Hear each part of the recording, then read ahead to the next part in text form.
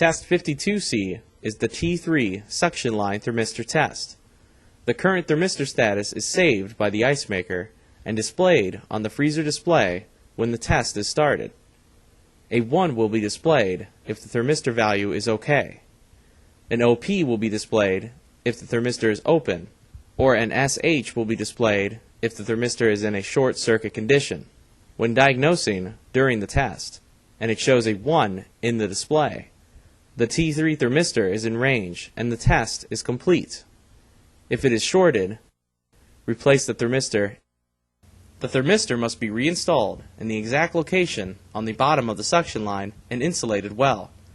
If not, the thermistor will not register the liquid traveling through the suction line correctly, and the thermistor will detect the vapor temperature and the ice maker will not function correctly. If the thermistor is open, check the resistance at the ice maker harness at the ice maker inline 10-pin connection at pins 9 and 4.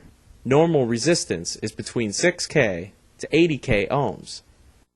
If the resistance is not within that range, check the T3 thermistor 2-pin connector.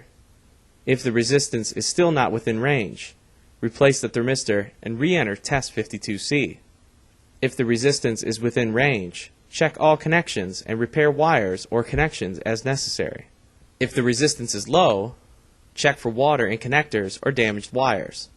If the resistance is high, check for loose wires or bad connections. Then re-enter test 52C.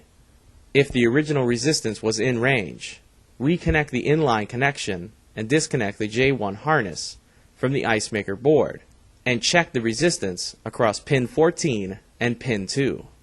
Normal resistance will be between 6K and 80K ohms. If the resistance is not within range, check all connections and repair wires or connections as necessary.